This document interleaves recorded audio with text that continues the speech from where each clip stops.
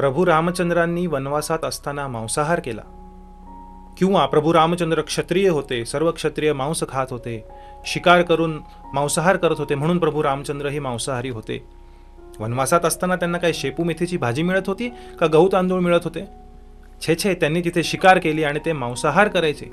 अशा प्रकारची अनेक वक्तव्य आत्ता नाही, गेल्या अनेक वर्षांपासून इंटरनेटवर, सोशल मीडियामध्ये इकडे तिकडे अनेक लोक याबद्दल चर्चा करत आहेत आणि नको ते बोलत आहेत.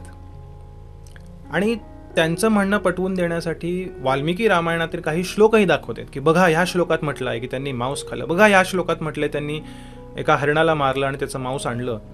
सीता मांसेन छंदयन, एका ठिकाणी वर्णन आहे की माता सीतेला प्रभू रामचंद्र मांस देऊन तिला आनंदित करण्याचा प्रयत्न करत आहेत किंवा करत आहेत. अशा प्रकारचे अनेक श्लोकही हे लोक सांगतात आणि हे सांगतात की बघा हे मांसाहार आहे. आणि ह्याच्याहून अजून विकोपाला जाऊन काही लोकांची मानसिक स्थिती अशी, ते म्हणतात की प्रभू रामचंद्रांचा आदर्श घेऊन आम्ही मांसाहार करतो किंवा आम्ही मांस खातो, आम्ही नॉन व्हेजिटेरियन आहोत आणि त्यात काही चुकीचं नाही आहे. प्रभू रामचंद्र सुद्धा हेच करायचे म्हणून आम्हीही हेच करतो आणि म्हणून हे सर्टिफाईड आहे, म्हणून इथे काहीच प्रॉब्लेम नाही आहे, वगैरे वगैरे वगैरे. तर आज आपण या व्हिडिओमध्ये जी चर्चा करणार आहोत ती ह्या विषयाबद्दल खास करून, मला काही इच्छा नव्हती हे बनवण्याची, पण इतकी चर्चा आणि ती सारखी होते, आत्ताच असं नाही, गेल्या 8, 10, 15, 20 वर्षापासून मी पाहतोय ही चर्चा इकडे तिकडे कुठेतरी कुणीतरी उपटसुंब येतो, कुठला तरी एक श्लोक आणतो आणि म्हणतो हे बघा प्रभू रामचंद्रांनी मांस खाल्लं. म्हणलं एक आपण व्हिडिओ बनवावा, सर्वांपर्यंत हा व्हिडिओ पोहोचवण्याचा प्रयत्न तुम्ही करायचा आहे. या व्हिडिओ खाली शेअर बटन आहे, शेअर बटन दाबा आणि सर्वांपर्यंत हा व्हिडिओ गेला पाहिजे. कुणाच्याही मनात शंका नाही उरली पाहिजे. आणि सर्व प्रमुख म्हणजे खाली लाईकचं पण बटन, हे सांगावं लागतं. आता हा यूट्यूबचा एक अल्गोरिदम आहे, तुम्ही ते लाईक केलं तर तो जास्त लोकांना व्हिडिओ दाखवेल आणि जास्त लोकांपर्यंत हे ज्ञान पोहोचेल. म्हणून आपल्या सर्वांना विनंती आहे हात जोडून की हा व्हिडिओ शेअर करा, खाली शेअरचं बटन आहे, आणि लाईक करा जेणेकरून जास्तीत जास्त लोकांपर्यंत हा पोहोचेल. आणि खाली कमेंट करून कळवा तुम्हाला काय आवडलं किंवा अजून काही शंका असतील तर त्या कमेंट्समध्ये लिहा, आपण त्याची उत्तरं देण्याचा प्रयत्न करू. पण हा व्हिडिओ प्रत्येक जनमानसापर्यंत पोहोचला पाहिजे, मराठी येणाऱ्या प्रत्येक माणसाला हा व्हिडिओ मिळाला पाहिजे. आपण इथे एक खास प्रयत्न करून हे सर्व श्लोक आणून ते समजवण्याचा प्रयत्न करत आहोत. गोष्टी रूपात ही चर्चा होणार आहे. वाल्मिकी रामायणातील एक प्रसंग घेऊन त्या प्रसंगामध्ये काय घटना घडल्या, कुठले श्लोक आहेत, कुठे कुठे ह्या मांसाचा वगैरे उल्लेख आहे, या सर्वांची चर्चा करणार आहोत आणि त्याचा अर्थ कसा समजून घेतला पाहिजे हेही आपण या व्हिडिओमध्ये पाहणार आहोत. त्यामुळे गोष्टी रूपात असणारे पण थोडासा अभ्यासपूर्ण व्हिडिओ असणारे, काही संस्कृत श्लोक असणार आहेत, ते कसे समजून घ्यायचे हे सांगितलेलं असणार आहे. त्यामुळे लक्ष देऊन व्हिडिओ ऐका तर तुम्हाला तो व्यवस्थित समजेल. फॉरवर्ड करत गेलात तर नीट समजणार नाही. थोडा वेळ हा द्या, कारण आपले आराध्य प्रभू श्री रामचंद्रांवर कोणी जर बोट उगारत असेल, चुकीचे आरोप त्यांच्यावरती करत असेल, तर आपण लक्ष देऊन वेळ काढून हे समजून घेण्याचा प्रयत्न केला पाहिजे. तर आपण सुरुवातीपासून जाणार आहोत, एक रामायणातील प्रसंग पाहणार आहोत. सर्वप्रथम पहिल्या कांडामध्ये जे बालकांड आहे तिथे महर्षी वाल्मिकी प्रभू रामचंद्रांचं गुणगान करतात. या श्लोकामध्ये ते म्हणतायत, मी प्रत्येक श्लोक पूर्ण वाचणार नाही, जेवढे महत्त्वाचं त्यातला भाग आहे तो वाचेन. तुम्हाला इच्छा असेल तर तुम्ही हा श्लोक रेफर करू शकता. खास करून गीता प्रेसचं जे भाषांतर आहे ते त्यातल्या त्यात सर्वात उत्तम आहे, योग्य आहे, तर ते आपण पाहू शकता. तर इथे रक्षिता जीवलोकस्य एक वर्णन करताना प्रभू रामचंद्राचं वाल्मिकी ऋषी म्हणतायत की ते कशासाठी आले होते? रक्षण करण्यासाठी. कुणाचं?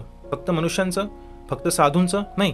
रक्षिता जीवलोकस्य, सर्व जीवांचं रक्षण करण्यासाठी. आणि याचं ट्रान्सलेशन इतरही जे चुकीचं ट्रान्सलेशन करतायत ते लोकही हेच करतात की सर्व जीवांचं रक्षण करण्यासाठी प्रभू रामचंद्र अवतरित झाले होते. म्हणजे सर्व लोकांचं जर रक्षण करण्यासाठी आले असतील, फक्त मनुष्यांचं नाही, सर्वांचं, प्राण्यांचं, पक्ष्यांचं, सर्वांचं, तर ते एखाद्या निष्पाप जीवांना मारून खाण्यासाठी मांसाहारी म्हणून हे करतील का? हाही एक प्रश्न आपण आपल्या चित्ताला विचारला पाहिजे. पुढचा श्लोक, हा श्लोक महाभारतातला आहे.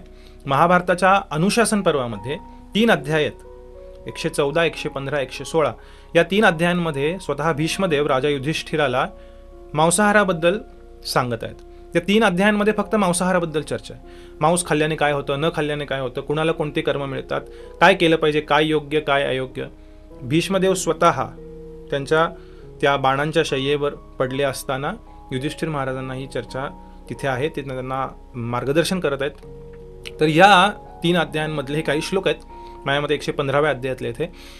तर या श्लोकांमध्ये भीष्मदेव अनेक राजांची नावं सांगत आहेत. आपल्या ओळखीची अनेक नावं असतील इथे, नाभाग, अंबरीश, गया, त्यानंतर आयुनाथ, अनरण्य, प्रभू रामचंद्रांच्या आधी 7वी पिढी अनरण्य राजा, दिलीप, रघु, पुरू, त्यानंतर कार्तवी, अनेक आपल्या ओळखीची नावं इथं असतील, मुचुकुंद, मांधाता, हरिश्चंद्र वगैरे वगैरे.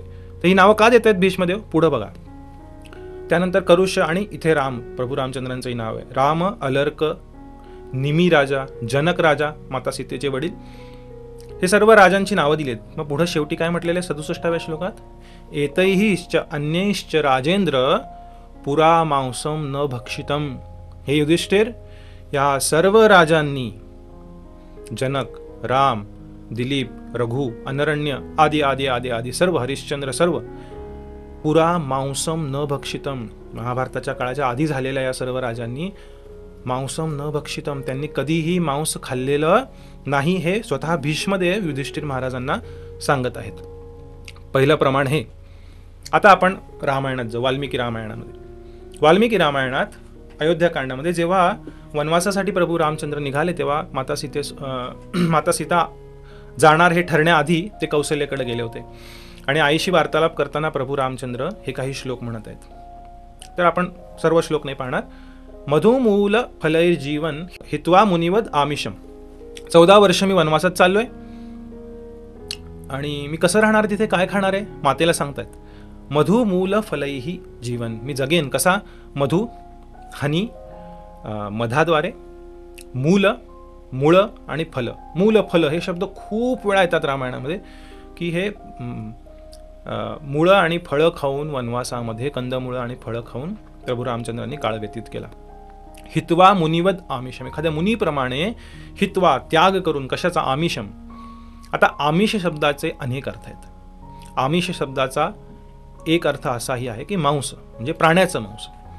आमिष शब्दाचा एक अर्थ असाही आहे की एन्जॉयमेंट, इंद्रिय भोग, यालाही आमिष म्हटलेलं आहे. याच्यासाठी आपण काही डिक्शनरी पाहत आहोत.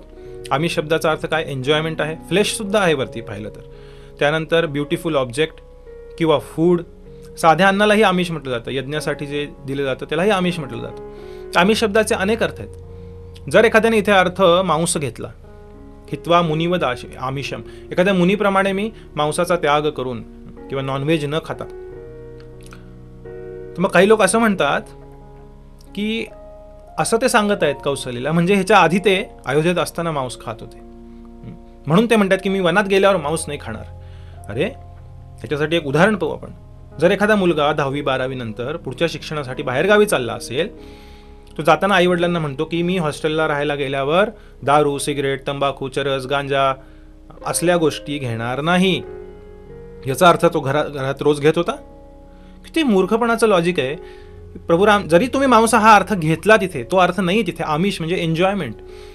मी इंद्रिय भोगासाठी नाही चाललो वनामध्ये, मी मुनिवत, एका मुनीप्रमाणे तापसी जीवन जगेन, फळ मूल खाईन.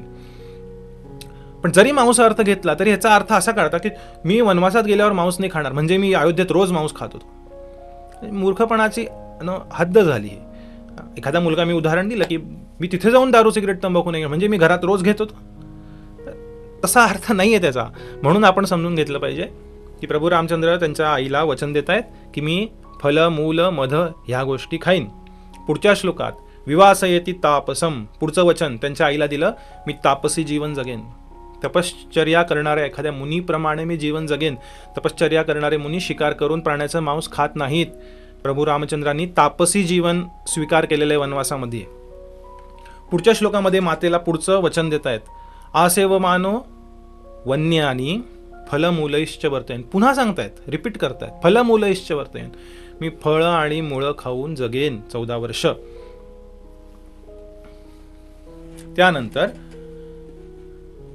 प्रभू रामचंद्र वनवासात निघाल्यानंतर माता सीतेने त्यांना आग्रह धरला की मलाही तुमच्यासोबत घेऊन चला, मलाही तुमच्यासोबत वनवासात यायचंय.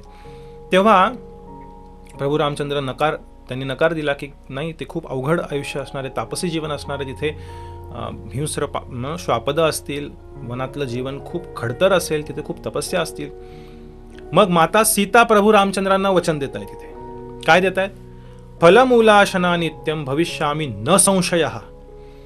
मला तिथे चमचमीत व्यंजन किंवा गोडधोड पदार्थ आपण इथे अयोध्येत, कारण अयोध्येत 12 वर्ष राहिले होते माता सीता, त्यांचा विवाह होऊन 12 वर्ष झाले होते, 12 वर्ष अयोध्येत त्यांच्या सासरी माता सीता राहिल्या होत्या आणि तिथे त्यांनी सर्व राज्यातील, त्यांच्या महालातील सर्व उपभोग, सर्व अयोध्येत किती भरभराटीला आलेलं ते शहर होतं, ते नगर होतं, ते आपल्याला माहिती आहे. मग असं जीवन जगल्यानंतर आणि जनक महाराजांच्या इथे असतानाही त्यांचं जीवन खूप भरभराटीने युक्त असं होतं. पण माता सीता म्हणत आहेत की मी न संशय, ह्याच्यात काही संशय नाही की फल मूल अशना, मी फळ आणि मूळ खाईन नित्यम 14 वर्ष पूर्ण, न संशय. ह्याच्याबद्दल तुम्ही संशय धरू नका, की असा विचार नका करू की मला तिथे गोडधोड चांगले पदार्थ आणि छान अन्न खायला नाही मिळालं तर मी रागावेन. नाही, न ते दुःखम करिष्यामी, तुम्हाला काही त्रास होणार नाही, तुम्हाला काही दुःख होणार नाही मला सोबत नेल्यामुळं. तुम्ही ज्याप्रमाणे राहाल त्याचप्रमाणे मी तुमच्या सोबत राहीन.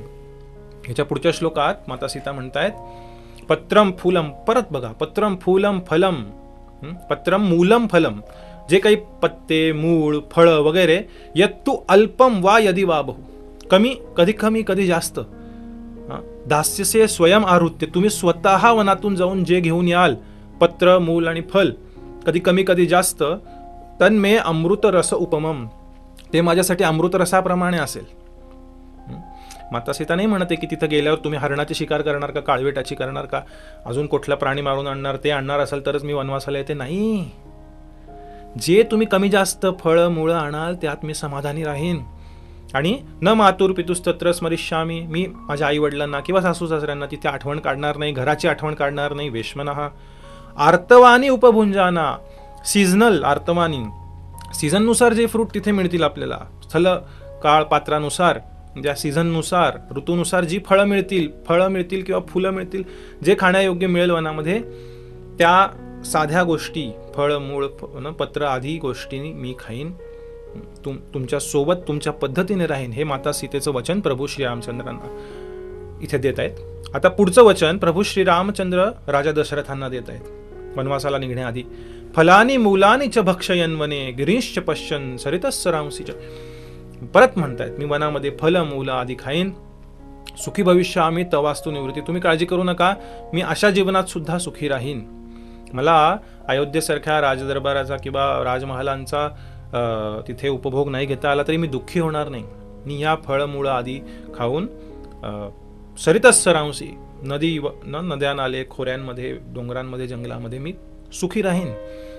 तवास्तु निवृत्ती, तुम्ही काळजी करू नका, तुम्ही त्रास करून घेऊ नका. कारण राजा दशरथांच्या मनाविरुद्ध होतं हे, त्यांना वनवासास पाठवणं. त्यामुळे प्रभू रामचंद्र त्यांचं सांत्वन करत आहेत. त्यानंतर गुहराजा यांची भेट झाली. अयोध्येच्या बाहेर पडल्यानंतर गंगा पार करायची होती आता, आणि गंगा पार केल्यानंतर गुहराजाच्या राज्यातून तिथे कथा येते, गंगा पार झालेली, तिथे डिटेल वर्णन आहे. आपण इथे रामायणाची कथा करत नाही आहोत. रामायणाचे आपले 10 एपिसोड ह्याच यूट्यूब चॅनलवर आहेत. वाल्मिकी रामायणावर आधारित जवळपास 1.25 तासाचे 10 एपिसोड आपण या चॅनलवर टाकलेले आहेत, आपण ऐकू शकता. तौ तत्र हत्वा चतुरो महामृगान, हा श्लोक अनेक जण कोट करतात आणि म्हणतात बघा, त्या दोघांनी गंगा पार केल्यानंतर 4 हरणांची शिकार केली, त्यांचं मांस आणलं कारण ते भुकेले होते, बुभुक्षितौ, भूक लागली होती, आणि मग झोपण्यासाठी एका वनस्पतीपाशी गेले. असा अर्थ त्याचा नाही आहे. तौ तत्र हत्वा चतुरो महामृगान, आता हत्वा शब्दाचे अनेक अर्थ आहेत. हत्वा म्हणजे जीवानिशी मारणे हा एक अर्थ जो प्रचलित आहे, पण तोच अर्थ इथं आहे का? जरी असला तरी इथं कुठेही वर्णन नाही की त्यांनी ते मांस खाल्लं. वराहम, ऋष्यम, पृषतम, महारुरुम हे 4 प्रकारच्या हरणांना त्यांनी मारलं. आदाय मेध्यम त्वरितम, आणि त्यानंतर जे मेध्य योग्य खाण्यायोग्य पदार्थ आहेत ते खाण्यासाठी वनस्पतींकडे गेले, असाही अर्थ आहे. तुम्ही असं नाही म्हणू शकत की ते मांस त्यांनी खाल्लं. आदाय मेध्य आणि हत्वा शब्दाचा अर्थ मुख्य जर आपण पाहिला डिक्शनरीमध्ये आपण पाहतोय, हत्वा म्हणजे फक्त मारून टाकणे नाही, टू ऑब्स्ट्रक्ट, त्या हरणांना पळवून लावलं ह्याचाही अर्थ हत्वा होऊ शकतो. कारण ते महारुरु आहेत, जंगली हरण आहेत किंवा वराह, जंगली डुक्कर आहे ते वराह म्हणजे, तर त्यांना पळवून लावलं असाही अर्थ होतो. आता आपट्यांच्या डिक्शनरीत पहा, हन किंवा हत्वा या धातूचा अर्थ काय आहे? वॉर्ड ऑफ, पळवून लावणे, घालवून लावणे, तिथनं हकलून लावणे, हाही अर्थ आहे. To strike, to ward off, to obstruct, to hinder, पळवून लावणे असाही अर्थ आहे. आणि जरी असा अर्थ लावला की त्यांना मारलं, त्या 4 हरणांना कुठल्या कारणासाठी मारलं ते दिलेलं नाही आहे. खाण्यासाठी मारलं असं इथं लिहिलेलं नाही आहे. आदाय मेध्यम त्वरितम वनस्पतीम जयतु वनस्पतीम, ते योग्य अन्न खाण्यासाठी ते वनस्पतीकडे गेले, असा इथे अर्थ आहे. त्या हरणांना मारलं की पळवून लावलं हा अर्थ आपण काढू शकतो. पण जर इथे त्यांचं मांस खाण्यासाठी त्यांना मारलं तर एवढी सगळी वचनं प्रभू श्री रामचंद्रांनी दिलेली, अयोध्या सोडून अजून 2 दिवसही नाही झाले आणि लगेच ते मांस खायला लागले. गुहा राजाच्या राज्यात होते, गंगा पार केली, म्हणजे त्यांच्याकडे 2 की 3 दिवस झालेत अयोध्या सोडून आणि त्यांनी लगेच मांसाहार चालू केला. म्हणजे ते थांबलेच होते की बाबा कधी एकदा अयोध्येतनं निघतो आणि मी शिकार करून मांस खातो. किती मूर्खपणाचं लक्षण आहे. ते मांसाहारासाठी त्यांना मारलेलं नाही आहे. कोणत्या कारणासाठी मारलं त्याचं वर्णन नाही आहे आणि मारलं का पळवून लावलं ह्याचंही वर्णन नाही आहे. त्यामुळं हे चुकीचं आहे की ह्याचा अर्थ आपण असा लावावा की त्या हरणांना त्यांनी मारलं. चुकीचा अर्थ आहे. त्यानंतर पुढे जाऊ. आता हत्वा शब्दाचे अनेक अर्थ आहेत, आपण पाहिलं. प्रत्येक ठिकाणी मांस शब्दाचे अनेक अर्थ आहेत, हत्वा शब्दाचे अनेक अर्थ आहे. पुढे भारद्वाज ऋषींशी त्यांची भेट होते, प्रयाग येथे ते येतात. तिथे वर्णन आहे, ते स्वतःची ओळख करून देतात भारद्वाज मुनी. पित्रा नियुक्ता भगवान प्रवेक्षाम तपोवनम, आम्ही तपोवनात आलेलो आहे माझ्या वडिलांच्या आज्ञेद्वारे. धर्ममेव चरिष्याम हा तत्र मूल फलाशना. परत त्यांना सांगतात भारद्वाज मुनींना की मूल फल अशना, आम्ही मूळ आणि फळ, कंदमुळं आणि फळं खात आहोत या वनामध्ये. म्हणजे सगळ्यांची खोटं बोलतात प्रभू रामचंद्र, हो की नाही. मातेला खोटं वचन दिलं, पित्यांना खोटं सांगितलं, माता सीतेने रामाला दिलेलं वचन खोटं, भरद्वाज ऋषींना दिलेलं वचन खोटं. काय आपण बोलतो, कसं बोलतो, थोडं भान ठेवावं लोकांनी. त्यानंतर तिथून काही कोस दूर गेले, एकच कोस दूर गेले असं वर्णन आहे. यमुना पार केली प्रयागराज नंतर. बहून मेध्यान मृगान हत्वा चेरतु यमुना वने. अनेक मेध्य म्हणजे पॉवरफुल, स्ट्रॉंग अशा जंगली श्वापदांना तिथे मारून किंवा पळवून लावून घालवून तिथे चेरतु यमुना वने. चेरतु म्हणजे विचरण करणे, त्या वनाचा आनंद घेणे. आणि काही मूर्खांनी याचा अर्थ लावला की खाल्ली. बहुन मेध्यान मृगान हत्वा, त्यांना मारून तिथं खाल्लं. अरे चेरतु हा चर धातू आहे, चरण करणे, विचरण करणे. मेध्य, मेध्य म्हणजे स्ट्रॉंग, व्हिगरस, शक्तिशाली अशा श्वापदांना मारून किंवा पळवून लावून. चेरतुहू, चेरतु गाय चरायला जाते, याचे 2 अर्थ आहेत. की गाय वनात भ्रमण करते, आनंद घेते वनाचा, आणि चरायला जाते म्हणजे खाते. दोन्ही अर्थ आहेत. इथे एक अर्थ वरता पहा काय लिहिलेलं आहे, वॉक, रोम, वॉन्डर थ्रू. आनंद घेत एखाद्या गोष्टीचा तिथे फिरणे, यमुना तटाचा आनंद घेत तिथे फिरू लागले, असा त्याचा खरा अर्थ आहे. ना की त्या हरणांना अहो आत्ताच अयोध्येतनं निघालेत ते आणि लगेच मांसाहार चालू केला त्यांनी. काय जाऊ द्या. पुढचा श्लोक. चित्रकूट इथे पोहोचले प्रभू रामचंद्र आणि पर्णकुटी इथे बांधली लक्ष्मणाने. इथे ते वाल्मिकी मुनींनाही भेटले. तर इथे अजून एक श्लोक. ऐणेयम मांस मारुत्य. बघा, ह्या हरणाचं मांस आणायला सांगितलं कारण ती वास्तुशांती करायची होती त्या पर्णकुटीची प्रभू रामचंद्रांना. मृगम हत्वा आनय क्षिप्रम. हे लक्ष्मण जा पटकन, मृगम हत्वा आनय, एका हरणाला मारून आण. आणि मग लक्ष्मण गेला. कृष्ण मुगम हत्वा मेध्यम, त्याने आणलं, एका काळविटाला मारून त्याचं मांस आणलं, असं वर्णन काही लोक करतात. पण ह्याचा खरा अर्थ पाहायला गेला, ऐणेयम मांसम याचं वर्णन करण्यात आलेलं आहे. मदनपाल निघंटू एका आयुर्वेदिक ग्रंथामध्ये याचं वर्णन आहे. ऐणेय मांस किंवा कृष्ण मृग म्हणजे गजकंद. एक गजकंद नावाचं कंदमूळ आहे, ते प्रभू रामचंद्रांनी लक्ष्मणांना आणायला सांगितलं. ते लक्ष्मणाने आणलं. पण मांस शब्दाचा अर्थ, मांस म्हणजे फक्त प्राण्याचं मांस नाही. आयुर्वेदात जर आपण पाहिलं तर एखाद्या फळाचा जो पल्प आहे किंवा बाहेरचा भाग आहे जे खाण्यायोग्य आहे त्याला मांस म्हटलेलं आहे आयुर्वेदामध्ये, फलमांस. आणि त्यातल्या आतल्या बीला गर्भ म्हटलेलं आहे. आता गर्भ खातो म्हटल्यावर वेगळा अर्थ निघेल त्याचा, पण त्या फळाचा गर्भ म्हणजे बी, त्या बीला गर्भ नाव दिलेलं आहे आणि त्याच्या पल्पला, बाहेरच्या भागाला मांस म्हटलेलं आहे. आम्रखंड मांस समर्पया. आम्ही अनेक दक्षिण भारतातील मंदिरांमध्ये आम्रखंड मांस दिलं जातं नैवेद्य भगवंतांना. आम्रखंड मांस म्हणजे आंब्याचा पल्प किंवा आंब्याच्या फोडी.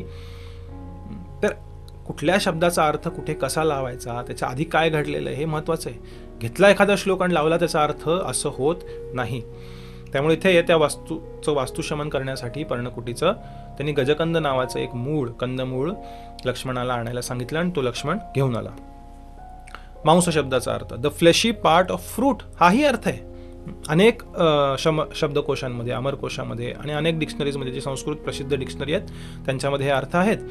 फ्लेश मीट असाही अर्थ आहे, पण अँड फ्रूट सुद्धा लिहिले तिथे, त्यामुळे हाही अर्थ आहे. फक्त प्राण्याचं मांस हा अर्थ नाही आहे मांसाचा. त्यानंतर चित्रकूटमध्ये नदी किनारी बसून प्रभू रामचंद्र माता सीतेस वनाचं वर्णन करत आहेत आणि तिथे वर्णन करताना असा श्लोक आहे की सीता मांसेन छंदयन, सीतेला मांस देत तिला आनंदित करायचा प्रयत्न प्रभू रामचंद्र करत आहेत. परत इथे मांस शब्दाचा अर्थ प्राण्याचं मांस नाही. का देतो ना अर्थ, त्याचा संदर्भ देतो. हा दुसरं कांड आहे, अयोध्याकांड 96वा अध्याय आणि हा दुसरा श्लोक आहे. हे बघा, इदम मेध्यम इदम स्वादू निष्टप्तम इदम अग्निना. हे बघा, हे खूप छान आहे, स्वादू आहे, चविष्ट आहे, मेध्य आहे, पवित्र आहे. निष्टप्तम इदम अग्निना, हे अग्नीमध्ये भाजलेलं कंदमूळ आहे पहा, असं प्रभू रामचंद्र सीतेला म्हणत आहेत. काही जण म्हणतात हे मांस म्हणजे प्राण्याच्या मांसाबद्दल चर्चा आहे. कशी असेल? 96व्या अध्याय इथं चालू झालाय, दुसरा श्लोक आहे, आणि ह्याच्या आधीचा 95व्या अध्यायाच्या शेवटच्या काही श्लोकांमध्ये 17वा श्लोक काय आहे?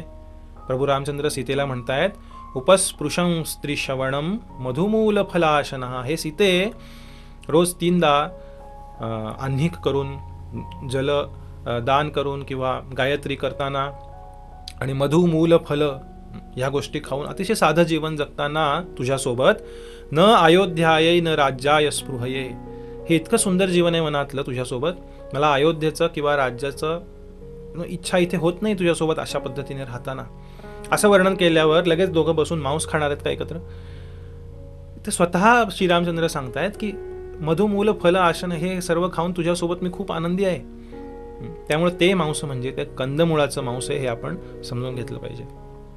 आणि हे प्रसिद्ध 2 श्लोक जे श्री रामरक्षा स्तोत्रात सुद्धा आहेत, हे श्लोक रामायणामध्ये जिथे शूर्पणखा तिचं नाक कान आधी कापलं गेल्यानंतर तिचा भाऊ खर त्याच्याकडे जाऊन गारहाण देते, तेव्हा ती वर्णन करते की हे असे 2 भाऊ आलेलेत पंचवटीमध्ये. त्यांचं वर्णन करताना स्वतः शूर्पणखा जी राक्षसी आहे ती तिच्या भावाला वर्णन करून सांगतेय की कसे आहेत हे दोघं.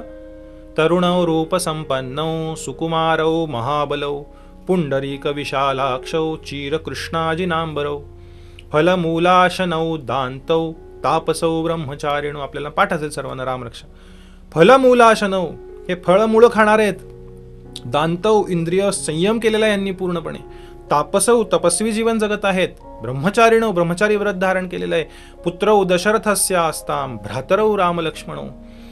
शूर्पणखाही खोटं बोलत आहे, ते शिकार करून मांसच खायचे. शूर्पणखाला अक्कल नाही, ती म्हणती की हे फळ आणि मूळ खाणारे होते. काय बोलावं या लोकांना, जाऊ द्या पुढे. हा एक महत्वाचा श्लोक आहे जिथे मारीच सोनेरी हरणाचं रूप घेऊन आल्यानंतर इथे सीतामाता त्या, इथेही लोक म्हणतात ते हरिण मांस नको होतं, क्रीडार्थम नो भविष्यती. त्या हरणाला पकडून आणा क्रीडार्थम. आपण अयोध्येला परत जाऊ तेव्हा ह्याला अयोध्येत घेऊन जाऊ, आपलं हे मनोरंजन करेल हरिण, इतकं सुंदर हरिण आहे, त्याला मारून त्याचं मांस खायचं नव्हतं कुणालाही. सीता प्रभू रामचंद्रांना म्हणतायत की हे क्रीडेसाठी, मनोरंजनासाठी हे हरिण आणा. आणि पुढे हेही म्हणते की माझ्या सासू सासऱ्यांनाही खूप आनंद होईल या हरणाला, आपण त्याला अयोध्येत घेऊन जाऊ, अंतःपुरामध्ये ठेवू वगैरे वगैरे वर्णन आहे काही श्लोकांमध्ये.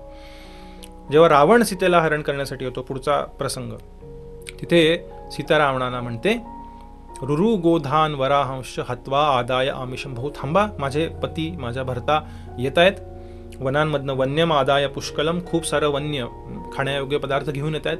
रुरु हरिण, गोधा ॲलिगेटर किंवा सरडा किंवा मगर, वराह डुक्कर, हत्वा ह्यांना मारून, आदाय आमिषम बहून म्हणजे डुकराचा मांस घेऊन येतोय रामचंद्र माझा पती. असा अर्थ आहे? किती मूर्खपणा आहे. असा अर्थ नाहीये. त्यांना हत्वा किंवा त्यांना घालवून लावून, त्यांना पळवून लावून, त्यांच्यावर मात करून किंवा त्यांना मारूनही, काही ठिकाणी जर वन्य श्वापद आक्रमण करत असेल तर संरक्षणार्थ एका क्षत्रियाला बाण चालवणं, त्याची हत्या करणं हे कर्मप्राप्त आहे, पण त्याचा मांस खाण्यासाठी नाही. आदाय आमिषम भाऊ, ते फलमूल घेऊन येत आहेत. हत्वा या शब्दाचा अर्थ आपण पाहिला, फक्त मारून टाकणे नाही. आणि कुठे इथं वर्णन नाही की ते आणून त्यांनी मांस खाल्लं वगैरे, आणि मांस आणण्यासाठी ते गेलेच नव्हते. त्यामुळे प्राण्याचं मांस, कंदमुळाचं मांस आणण्यासाठी गेले होते. मांस शब्दाचाही अर्थ समजून घेतला पाहिजे, कुठे काय कॉन्टेक्स्ट आहे. काही ठिकाणी मधु शब्दाचा अर्थ दारू या अर्थाने घेतला जातो, जसं सुंदरकांडामध्ये वर्णन आहे. तिथे हनुमान माता सीतेला म्हणतायत की न राघवो न मांसम राघवो भुंगते न चापी मधु सेवते. प्रभू Ramchandra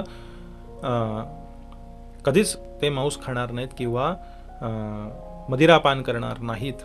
it is impossible for Raghav, for Raghuram, for Ramchandra to do such thing. अशी गोष्ट करणं रामचंद्रांसाठी अशक्य आहे, हे हनुमान स्वतः सांगत आहेत.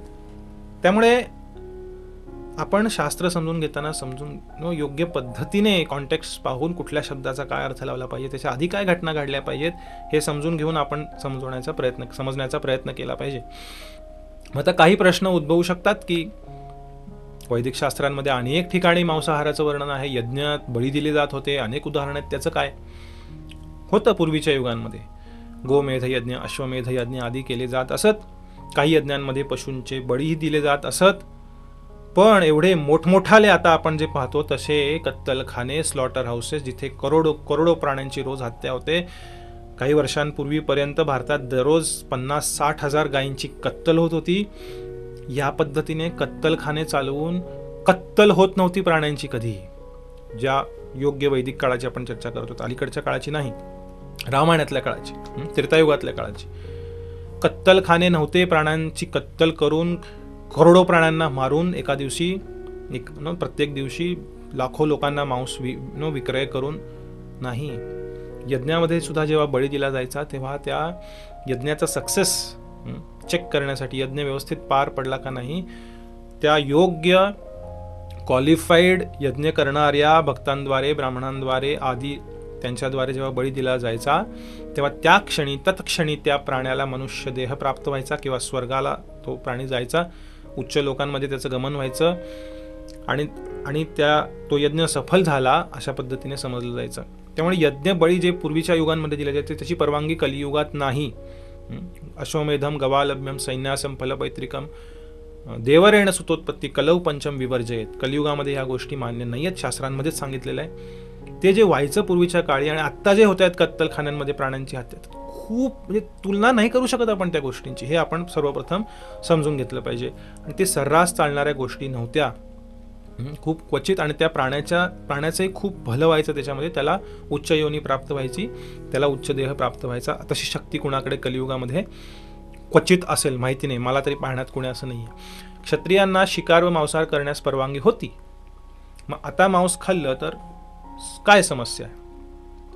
क्षत्रियांना परवानगी होती, ते शिकार करायचे जाऊन, कारण जे क्षत्रियत्व आहे, जे लढण्याचं स्पिरिट आहे, रक्त पाहिल्याशिवाय युद्धात कसा लढेल क्षत्रिय, त्यामुळे त्याला मृगया किंवा शिकार करण्याची मुभा होती.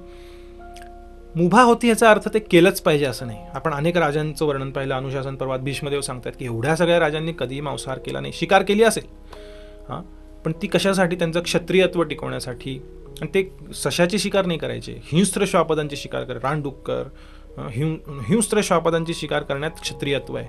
एका निष्पाप कोंबडी किंवा बकऱ्याला मारून खाणं म्हणजे क्षत्रिय नाही. घ्या धनुष्यबाण आणि जा जंगलात करा शिकार, खरंच तुम्ही क्षत्रिय असाल तर. मी क्षत्रिय आणि मी दुकानात जाऊन कुणीतरी आधीच मारून ठेवलेल्या एका प्राण्याचं मांस घेऊन येतो आणि खातो आणि म्हणतो की मी क्षत्रिय, मी मांस खातो, असं क्षत्रियत्व पूर्वी नव्हतं. स्वतः जंगलात जाऊन धनुष्यबाण घेऊन प्राण्यांची शिकार केली जात असे. पुढचा प्रश्न, अनेक ऋषीमुनी मांसाहार करायचे असं सांगितलं जातं, मग आम्ही मांसाहार केला तर समस्या काय? परत मागच्या युगांची तुलना कलियुगात करणं खूप चुकीची गोष्ट आहे. कलियुगाचं कॅल्क्युलेशनच पूर्णपणे वेगळं आहे. आणि पूर्वीच्या युगांमध्ये सुद्धा जे क्वचित काही ठिकाणी वर्णन आहे ते जसं आपण या यज्ञांमध्ये बळी दिले जायचे त्याचं वर्णन काही ठिकाणी आढळतं. पण त्या ऋषीमुनींची तपस्या, त्यांची योग्यता तशी होती. आपली तशी योग्यता आहे का? आपली तशी तपस्या आहे का? आपलं तशी साधना आहे का? हे आपण सर्वप्रथम पाहिलं पाहिजे. आणि असं नाही की सर्रास सर्व ऋषीमुनी हे मांसाहारी होते, मांसाहार करायचे नाही, तसं कधीच वैदिक काळामध्ये नव्हतं. आयुर्वेदामध्ये सुद्धा मांसाहाराबद्दल वर्णन आहेत, पण कत्तलखाने उघडून करोडो प्राण्यांना रोज मारा असं वर्णन नाही आहे. औषध म्हणून काही जणांना गरज लागली काही विकारांसाठी तर कुठल्या प्राण्याच्या मांसाने किंवा कुठल्या रक्ताने वगैरे वगैरे काय होतं, त्याची चिकित्सा, त्याचं वर्णन हे आयुर्वेदामध्ये आहे. याचा अर्थ सर्रास मांसाहार करा असं सांगितलेलं असा होत नाही. त्यामुळे कुठलीही गोष्ट करताना त्याचा पर्पज, त्याचा हेतू पाहिला जातो. त्यानुसार ते कर्म चांगले की वाईट, पुढचा प्रश्न येईल की मांस खाणं पाप आहे का पुण्य आहे, योग्य आहे की अयोग्य आहे. काही लोक म्हणतात की लोकांना घाबरून ठेवलेलं आहे की मांसाहार करणं म्हणजे पाप आहे, काही त्याच्याने प्रॉब्लेम नाही आहे, कोणी सर्रास तुम्ही मांस खा, काही होत नाही, हे त्यांनी लोकांनी तुम्हाला घाबरून ठेवलेलं आहे, तुम्हाला मांस खायला परवानगी आहे वगैरे वगैरे वगैरे वगैरे. त्याचं खूप उदात्तीकरण अलीकडच्या काळात चालू झालेलं आहे. तर आपण खूप दाखले देऊ शकतो याच्यासाठी, अनलिमिटेड, सायंटिफिकली, मेडिकली, शास्त्रांमधून खूप चर्चा करता येऊ शकते. पण इथं आपण खूप खोलात जाणार नाही. आपला मूळ विषय होता प्रभू रामचंद्रांबद्दल, त्याची आपण चर्चा केली. फक्त आपण तुकाराम महाराजांचे हे 2 अभंग पाहणार आहोत. याच्यात सगळं सार आलेलं आहे. कर्म काय, चांगलं काय, पुण्य काय, पाप काय, सगळं याच्यामध्ये तुकाराम महाराजांनी, आपण महाराष्ट्रातील लोक आहोत, तुकाराम महाराजांनी सर्व शास्त्रांचं अध्ययन करून इथं सार दिलेला आहे. अनेकांच्या कापिती माना, निष्ठुरपणा पार नाही. इतरांच्या माना कापतायत, स्वतः मांस खाण्यासाठी त्यांचं प्राण्यांच्या माना कापतायत, निष्ठुरपणा. असं याच्याहून मोठा निष्ठुर व्यक्ती कोणी नाही आहे. करीती बेटे उसणवारी, यमपुरी भोगावया. उसणवारी करतायत, उसणं घेत आहेत त्याच्याकडनं, आणि त्या कर्मामुळे ते कुठं जाणार आहेत, यमपुरी भोगावया जाणार आहेत. सेंदरांचे दैवत केले, नवस बोले तयासी. मांसाहार आता मला करायचाच आहे, तर मग काहीतरी त्याला एक एक्सक्यूज, काहीतरी एक निमित्त काढून कुठला तरी दगड घेतला, त्याला शेंदूर लावला आणि त्याला नवस बोलला. चांगल्या मंदिरात होणाऱ्या विग्रहांच्या किंवा मूर्तींच्या पूजेबद्दल ते तुकाराम महाराज म्हणत नाही आहेत. काही लोक असे भोंदू देव निर्माण करतात, कुठल्याही दगडाला शेंदूर लावून, आणि त्याला म्हणतात की ह्याला मी नवस केला, ह्याला मी नैवेद्य दाखवते आता कोंबडी बकरीचा किंवा वगैरे वगैरे वगैरे, आणि ते मी आता खाणार. तुका म्हणे नाचती पोरे, खोडिता एरे अंग दुखे. त्यांची चूक दाखवून दिल्यानंतर त्यांचं अंग दुखतं, त्यांना त्रास होतो. तुकाराम महाराज म्हणतायत मांस खाता हौस करी. मांस खाताना खूप मजा येते, नॉनव्हेज खाताना, मटण चिकन खाताना हौस करी, खूप मजा येते, छान वाटतं. जोडोनी वैरी ठेवी. याला आपण लक्षात ठेवा, तुम्ही एक वैरी जोडून ठेवताय, ते कर्म तुमच्या पाठीवर घेताय. कोणत्याची करेल कीव, जीवे जीवन येणे. ती ज्याला त्या निष्पाप जीवाचा जीव दिसत नाही, त्या प्राण्याचा जो तडफडतोय त्याच्या प्राणासाठी, कोण अशा व्यक्तीची कीव कोण करेल. यमपुरी भोगाव्या, तो जाईल. तुकाराम महाराज सांगतायत पुढिलांसाठी पाजवी सुरी. पुढच्याला, त्या प्राण्याला, निष्पाप प्राण्याला मारण्यासाठी पाजवी सुरी. तुझी सुरी पाजळतोयस, त्याला धार लावतोयस. आपुली चोरी अंगुळी. त्याची मान कापली गेली तरी चालेल, पण माझी अंगुळी, माझी उंगली, माझी बोट सुद्धा कापलं नाही गेलं पाहिजे, अशी भावना असते या लोकांची. तुका म्हणे पुढे कुटीती हाडे, आपुल्या नाडे रडतील. आत्ता हाडे कुटीन, मांस खातायत, निष्पाप प्राण्यांना मारून खातायत, आपुल्या नाडे रडतील. स्वतःच्या कार्याने पुढे जाऊन ते रडतील, असं स्वतः तुकाराम महाराज सांगतात. फार आपण याच्यावर विश्लेषण देणार नाही, चर्चा करणार नाही, त्याचा अर्थ सरळ आहे. त्यामुळे मनात ही शंका ठेवणं अत्यंत चुकीचं आहे की प्रभू श्रीरामचंद्र आणि मांसाहार वगैरे वगैरे जी चर्चा चालू आहे. आपण अनेक श्लोक घेतलेत, पाहिलेत, अजूनही काही श्लोक आहेत जे आपण सगळे पाहिले नाहीत वेळेअभावी. पण आपल्याला काही शंका असतील तर आपण जरूर कमेंट करा. व्हिडिओ आवडला असेल तर कमेंट करून कळवा. आणि सर्वात महत्त्वाचं शेअर बटन दाबा, सगळीकडे हा व्हिडिओ गेला पाहिजे. लाईक करा. आणि हा व्हिडिओ आपण शेवटपर्यंत पाहिल्याबद्दल आपल्या सर्वांचे खूप धन्यवाद. या चॅनलला सबस्क्राईब केलं नसेल तर सबस्क्राईब करा, जेणेकरून असेच अनेक अभ्यासपूर्ण व्हिडिओ आपण यापुढेही पाहू शकाल. धन्यवाद. हरे कृष्ण.